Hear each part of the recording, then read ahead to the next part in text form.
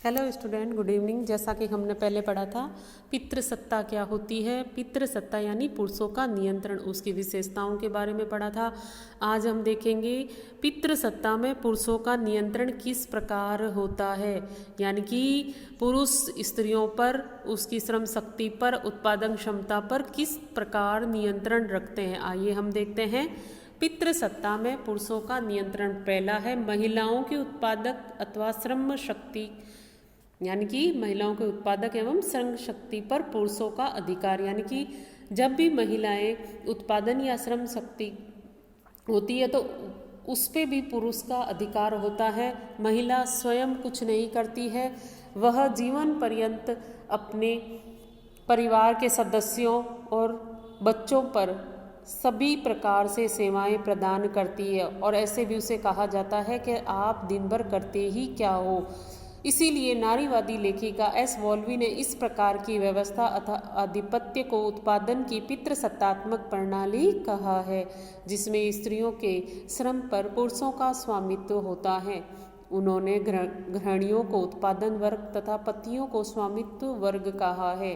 क्यों कहा है? क्योंकि स्त्रियां हमेशा घर का कार्य करती है, पुरुष हमेशा बाहर का कार्य या स्त्रियों को पर नियंत्रण रखते हैं। इसी वजह से उन्होंने उसको स्वामित्व वर्ग कहा है। गृहिणियों द्वारा किए गए कार्यों को कार्य नहीं माना जाता है तथा वह अपने पति पर निर्भर हो जाती है, यानी कि हमेशा वह अपने पति के मुंह की तरफ देखती है, उनकी सहमति मिलेगी तो मैं ये कार्य करूँगी। पुरुष घर के बाहर भी महिलाओं के श्रम को नियंत्रित करते हैं। वे महिलाओं को कार्यालयों में काम करने तथा भुगतान कार्यों को करने से मना करते हैं, जो कि इस प्रकार की शोषक व्यवस्था को प्रदर्शित कर रहा है। यानी कि पुरुष जब महिलाएं बाहर रोजगार करती है तो उस पर भी उसका नियंत्रण होता है, उसके भुगतान कार्यों को करने से मना करते हैं। इस प्रकार हमेशा से ही पुरुष का वर्चस्व महिलाओं पे रहा है, और अभी भी आधुनिक युग में भी पुरुषों का स्वामित्व हमें दिखाई देता है हमारे समाज में, जो कि हम शिक्षा के द्वारा मिटा सकते हैं। हम आने वाली पीढ़ी की सोच बदल सकते हैं। इस तरह से शिक्षा के द्वारा हम जागरूकता ला सकते हैं। आगे देखते हैं। महिलाओं के प्रजनन में भी पुरुषों का अधिकार, यानी कि महिलाओं के प्रजनन में भी पुरुषों का अधिकार है। महिलाएं जब बच्चा पैदा करती है, गर्भ धारण करती है, तो उस पर भी उसका नियंत्रण नहीं होता है। अगर गर्भ में लड़की या लड़का हो तो उसका प्रशिक्षण करा दिया जाता है, लिंग जांच करा दी जाती है। अगर लड़की हो तो उसे गर्भ में ही मार दिया जाता है। इस तरह से प्रजनन क्षमता पर भी पुरुषों का अधिकार होता है।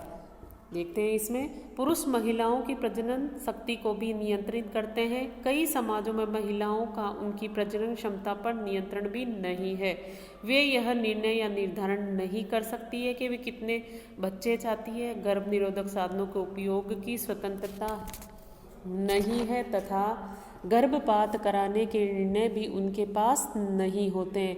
इसके साथ ही पुरुष सामाजिक संस्थाएं जैसे धर्म एवं राजनीतिक पर भी नियंत्रण रखते हैं, जो कि पुरुष प्रधान है। इसीलिए यह एक प्रकार का संस्थानीकृत नियंत्रण है, जो कि महिलाओं की प्रजनन क्षमता को नियंत्रित करने हेतु पुरुष समाज द्वारा निर्मित है। यानी कि महिलाओं के पास उसके गर्भपात कराने और गर्भ धारण कराने का निर्णय भी नहीं होता है, वो भी पुरुष ही निर्णय लेते हैं। और ये सामाजिक संस्थानों और धर्म पर भी वो नियंत्रण रखते हैं। इसीलिए ये पुरुषों के द्वारा बनाई गई एक सत्ता है, जो समाज के द्वारा निर्मित की गई है, जिसमें पुरुष प्रधानता दिखाई देती है। अगला टॉपिक है महिलाओं की गतिशीलता। अब महिलाओं की गतिशीलता पर किस तरह से पुरुष नियंत्रण करते हैं, आइए देखते हैं।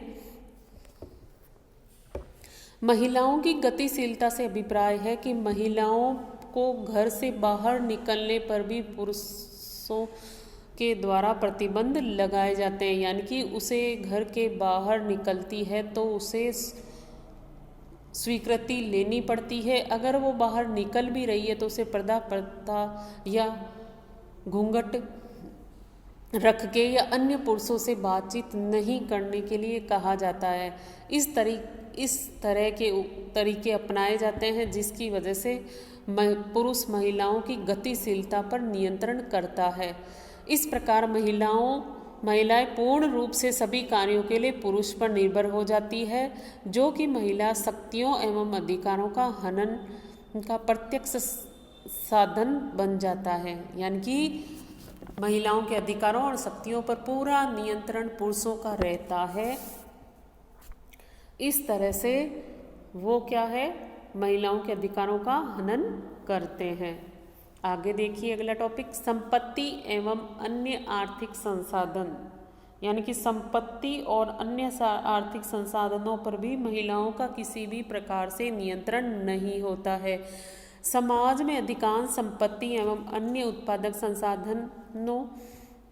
संसाधन पुरुषों द्वारा नियंत्रित है तथा वंश परंपरा के अनुसार एक पिता से पुत्र में स्थानांतरित हो जाती है। यानी कि समाज में जो संपत्ति और संसाधन है वो पुरुषों के द्वारा नियंत्रित होते हैं, और जो पिता की संपत्ति है उस पर पुरुष का अधिकार होता है, स्त्री का कोई अधिकार नहीं होता है, बेटी का कोई अधिकार नहीं होता है। उसे तो ये कह दिया जाता है तुम अगले घर जाओगी।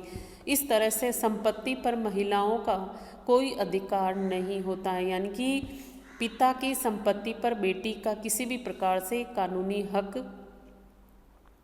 प्राप्त नहीं करने दिया जाता है, परंतु फिर भी समाज पारंपरिक प्रथाओं, सामाजिक प्रतिबंधों और भावनात्मक दबाव उन्हें संपत्ति अधिकार से लेने से रोकता है। लेकिन पिता की संपत्ति पे बेटी का कानूनी हक है, वो ले सकती है। संयुक्त राष्ट्र के आंकड़ों के अनुसार महिलाओं का कार्य विश्व में किए गए कार्यों से 60% घंटे अधिक है। यानी कि विश्व में जितने भी कार्य किए जाते हैं उससे 60% घंटे अधिक है, लेकिन वे विश्व की आय का केवल 10% और संपत्ति में 1% ही प्राप्त कर पाती है। यानी कि 60 घंटे, यानी कि बहुत ज़्यादा काम करती है वो, फिर भी उन्हें 10% तो संपत्ति मिलती है और अपने आय सिर्फ 10% मिलती है और संपत्ति सिर्फ 1% को ही प्राप्त होती है। इस तरह से हम देखते हैं कि पुरुषों का किस प्रकार महिलाओं पर नियंत्रण होता है, पितृसत्ता किस प्रकार हावी होती है, जो महिलाओं की स्वतंत्रता, अधिकारों और शक्तियों पर अपना वर्चस्व स्थापित करती है, और शिक्षा के माध्यम से हम इसको दूर कर सकते हैं। तो शिक्षा के माध्यम से हमें ये जागरूकता लानी होगी, आने वाली पीढ़ी की सोच बदलनी होगी। महिला और पुरुष सब बराबर है, लड़का और लड़की सब बराबर है। पिता की संपत्ति में लड़का और लड़की दोनों का बराबर का अधिकार होती है। लड़कियों को भी इस समाज में रहने, जीने का और सर उठा के जीने का स्वतंत्रता का अधिकार है, उसे अच्छी शिक्षा प्राप्त करने का अधिकार है। इस तरह से हमें हमारी सोच बदलनी होगी। जो पुरुष प्रधान समाज है उसको समान रूप से करना होगा, यानी कि लिंगीय विभेद मिटाना होगा। आगे हम देखते हैं पुरुष तत्व और स्त्री तत्व। स्त्री एवं पुरुष तत्व अभिकल्पों पर विचार करने से पूर्ण हम सेक्स एवं जेंडर पर चर्चा करेंगे। यानी कि सेक्स और जेंडर पर हमने पहले चर्चा की है। सेक्स क्या होता है?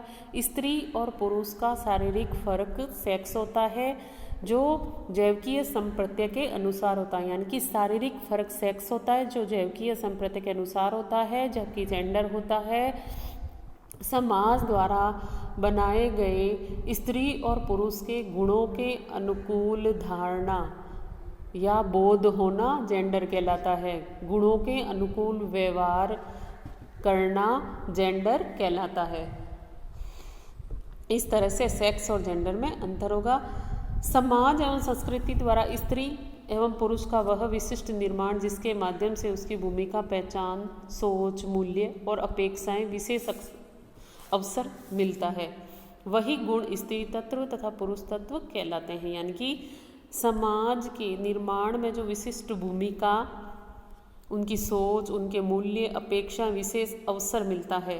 यानी कि पुरुष का पुरुष तत्व से, स्त्री का स्त्री तत्व से जो विशेष अवसर प्रदान होता है। जो गुण दिखाई देता है वह स्त्री तत्व और पुरुष तत्व कहलाता है। दूसरे शब्दों में हम कहें तो स्त्री तत्व एवं पुरुष तत्व का निर्माण समाज, सांस्कृतिक मूल्यों, परंपराओं एवं रीति रिवाज, साहित्य एवं ज्ञान परंपराओं तथा धर्म के व्यवहारों के माध्यम से होता है। स्त्री एवं पुरुष अभिकल्पों के साथ जुड़े जैविकीय अंतर सामाजिक प्रतिरूपों एवं विवरण में रूपांतरित हो जाते हैं। लिंग के विवरण में रूपांतरित हो जाते हैं। लिंग के आधार पर निर्धारित अंतर यह प्रदर्शित करते हैं कि एक चरित्र स्त्रियोचित व्यवहार कर रहा है या पुरुषोचित व्यवहार कर रहा है। यानी कि लिंग के अनुसार पुरुष और स्त्री के व्यवहार को जान सकते हैं कि ये स्त्री के आधार पर व्यवहार कर रहा है या पुरुष के आधार पर व्यवहार कर रहा है। उसके अनुसार उसको पुरुष और स्त्रोचित गुणों से हम देखते हैं। जैसा कि मोहरा गेट्स ने बताया है कि प्रत्येक चरित्र चाहे स्त्री तत्व हो या पुरुष तत्व हो, जैविकीय स्त्री या जैविकीय पुरुष द्वारा प्रदर्शित किया जाता है तथा यह जैविकीय शरीर समाज की संस्कृति के साथ ओत प्रोत होते हुए सामाजिकरण की प्रक्रिया के द्वारा विशिष्ट लक्षण प्रदर्शित करते हैं। ये गुण ही स्त्री तत्व और पुरुष तत्व कहलाते हैं। उदाहरण के लिए कमजोर तथा कोमल होना स्त्रियों के साथ जुड़ा हुआ है, जबकि मजबूत एवं सख्त होना पुरुषों के साथ जुड़ा हुआ है। यानी कि कमजोर और कोमल होना स्त्रियों के साथ जुड़ा होता है और मजबूत एवं सख्त होना पुरुष के साथ जुड़ा हुआ होता है। यानी कि पुरुष क्या होते हैं, बलशाली होते हैं। इसकी वजह से उनको पुरुष तत्व सख्त माना गया है। Thank you student.